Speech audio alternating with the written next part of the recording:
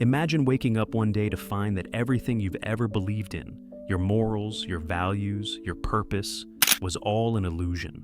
The world you thought had meaning, turns out it's an empty void. No higher power, no divine justice, no eternal truth, just nothing. Sounds like a nightmare, right? Well, this is exactly the terrifying reality Nietzsche warned us about in 1882, with just 3 words: God is dead.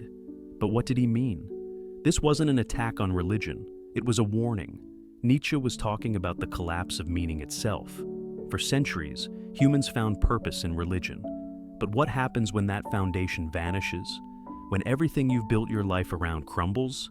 Nietzsche said we killed God, not because of science, but because we stopped needing him. And here's the kicker: if God is dead, so is everything else. The rules of right and wrong, morality, even justice. Without purpose, we're left adrift in a world that feels empty. Nietzsche predicted a future of existential despair, where people either spiral into nothingness or desperately search for something to replace what's lost. Is this our reality today? Are we still trapped in Nietzsche's prophecy? And if we are, is there any way out? The birth of God is Dead happened in a dimly lit study, the air thick with the scent of ink and old parchment. Outside, the streets of 19th century Germany were alive with the echoes of a changing world.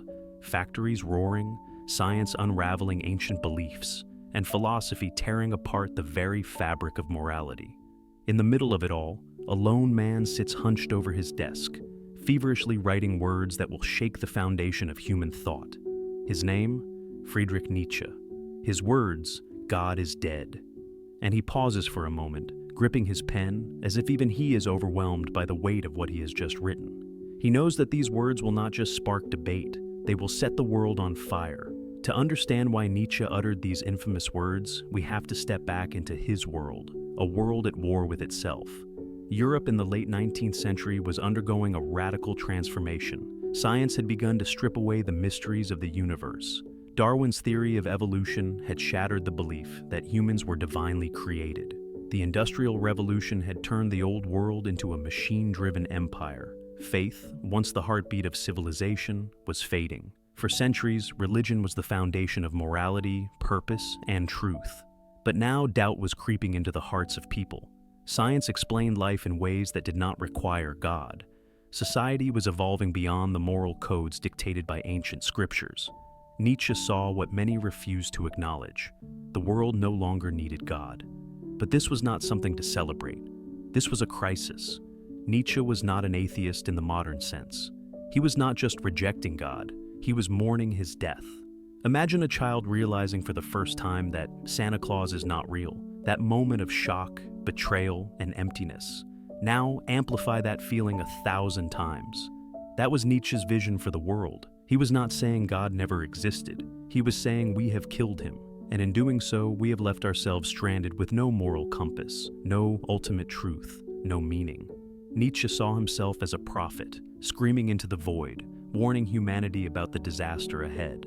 He knew that without God, society would spiral into nihilism, a world where nothing matters.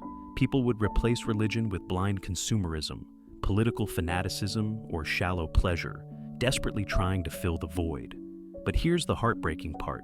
Nietzsche did not just predict this crisis, he lived it.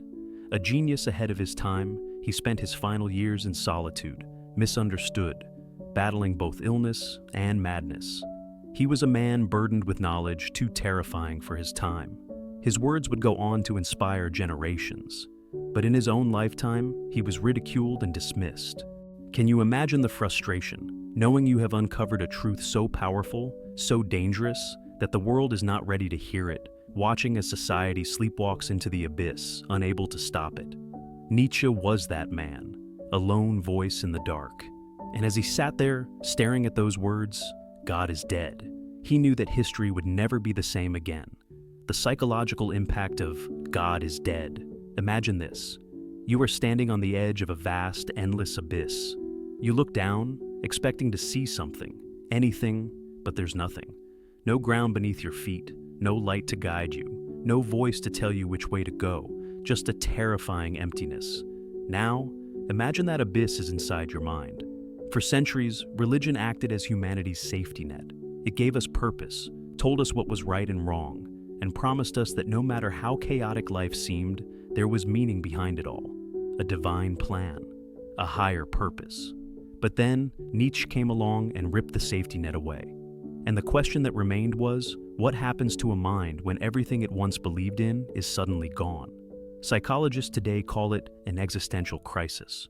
It's a moment when everything you thought was true, your beliefs, your morals, your purpose, crumbles in front of you. It's the kind of experience that can break a person, and Nietzsche knew this better than anyone. When he declared God is dead, he was not just talking about religion. He was talking about the collapse of an entire psychological framework. Without God, there was no ultimate justice, no cosmic plan, no guarantee that life had any inherent purpose. And here's the terrifying part.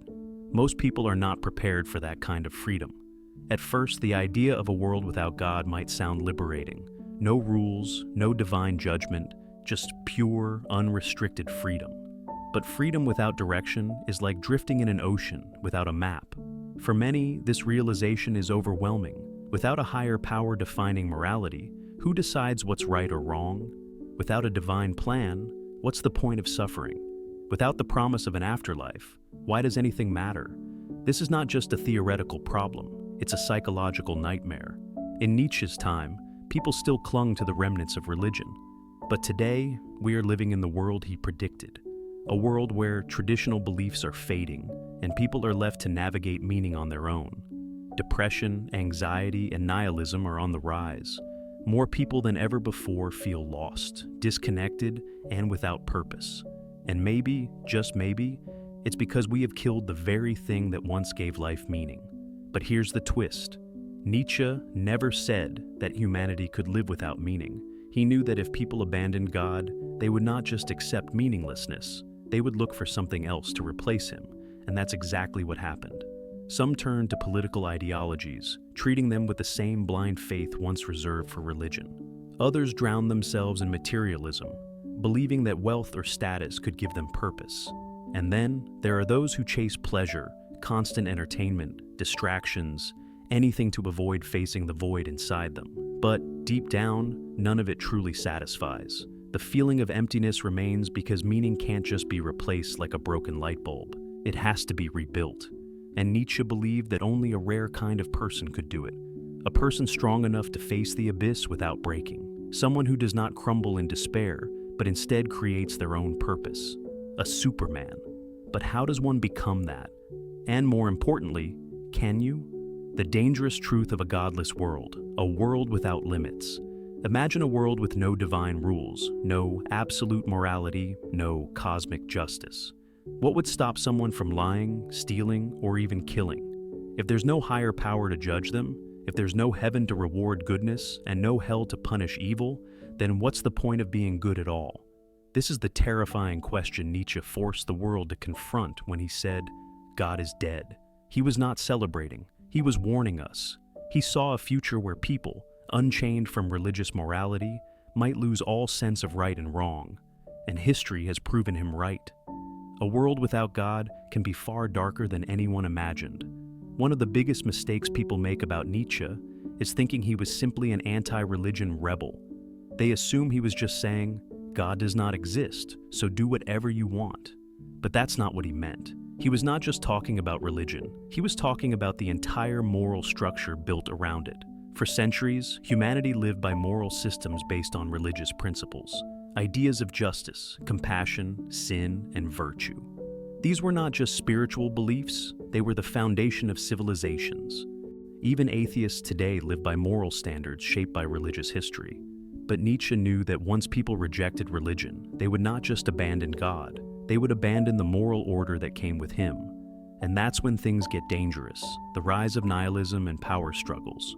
When people stop believing in a higher power, they don't suddenly become enlightened beings. Many fall into nihilism, the belief that life is meaningless, morality is an illusion, and nothing truly matters. And when that happens, something terrifying occurs. If there's no ultimate right or wrong, then the only thing left is power. Nietzsche feared that in a godless world, people would not seek truth or meaning. Instead, they would turn to domination. The strong would impose their will on the weak. Morality would become whatever the most powerful people decided it to be. This was not just a theory. History has already shown us what happens when morality is replaced by raw power. Nietzsche's philosophy was deeply complex, but after his death, it was twisted by those who sought to use it for their own agendas. One of the most infamous examples is Adolf Hitler. Nazi ideology misused Nietzsche's ideas, especially his concept of the Übermensch, a superman. Nietzsche spoke about transcending traditional morality to create new values, but the Nazis distorted this into a doctrine of racial superiority. They believed that might makes right, that power was the ultimate truth, and that morality was whatever they decided it to be. Nietzsche would have been horrified. He despised nationalism, despised blind obedience, and despised the kind of herd mentality that led people to follow authority without question. His philosophy was not about justifying cruelty. It was about the terrifying responsibility of creating new meaning in a world without divine rules. But the real danger is not just in dictators who misuse philosophy. It's in all of us, the struggle of every human being. We live in the world Nietzsche predicted, a world where religion is fading, where people are struggling to find meaning, where morality is constantly being redefined. And here's the truth, most people don't want to face it. Without a higher power, you become responsible for creating your own moral code. You have to decide what is right and wrong. You have to find your own purpose in a universe that offers none. That's a terrifying freedom. Most people run from it. They either cling to outdated beliefs or fall into nihilism. But Nietzsche believed there was another way, a harder way, to face the abyss and build your own meaning from the ground up. But how? How do you create purpose in a world where nothing is given to you? This is the real question Nietzsche wanted us to answer, and it's the one question that might define the future of humanity itself. Escaping the abyss, Nietzsche's solution. What comes after God is dead. Imagine standing on the edge of a vast, dark abyss. The old world, the one where God provided meaning, morality, and purpose, is gone. And now you are staring into the void, wondering, what now? This is the terrifying reality Nietzsche described. He saw that without God, humanity risked falling into nihilism, a state where life feels meaningless, morality is questioned, and despair takes over. But here's what most people get wrong. Nietzsche did not want us to stay in nihilism. He was not just a critic of religion. He was a philosopher of transformation. And he gave us a way out, a way to create meaning instead of collapsing into meaninglessness. The Übermensch, becoming more than human. Nietzsche's answer to the death of God was not hopelessness, it was strength. He introduced the concept of the Übermensch, superman, an individual who does not rely on external sources for meaning, but creates their own values. The Übermensch does not blindly follow traditional morality or societal norms. Instead, he destroys old beliefs that no longer serve him and builds a new foundation for his own existence. Think of the greatest artists, thinkers, and revolutionaries in history: Leonardo da Vinci, Nikola Tesla, or even Steve Jobs. These were individuals who didn't accept the world as it was. They redefined it. The Übermensch is not just about rejecting the past. It's about becoming something greater than what you were yesterday. It's about turning struggle into strength, chaos into creation, and meaninglessness into purpose. But how do you do that? The will to power, taking control of your life. Nietzsche believed that life isn't about finding meaning, it's about creating it. And this is where his idea of the will to power comes in. The will to power is the force that drives all living beings. It's the desire to grow, to improve, to dominate your circumstances rather than be controlled by them. Every time you overcome a fear, break a personal limit, or create something new, you are exercising the will to power. But when you avoid challenges, let fear dictate your actions, or blindly follow what others tell you, you are suppressing it. The difference between a strong person and a weak one is not intelligence, luck, or resources. It's whether they embrace the will to power or reject it. And that leads us to the final question. How do you apply this to your own life? Nietzsche's philosophy is not just some abstract theory. It's a guide to living, a roadmap for escaping the abyss of nihilism and taking control of your life. Here's how. Stop waiting for meaning. Create it. There is no divine plan waiting for you. You must craft your own story, Pursue what excites you, create something new, challenge yourself daily, question everything. Don't accept ideas just because society tells you to. Ask yourself, do I truly believe this, or am I just following others? Embrace struggle. Pain, suffering, hardship are not enemies. They are fuel.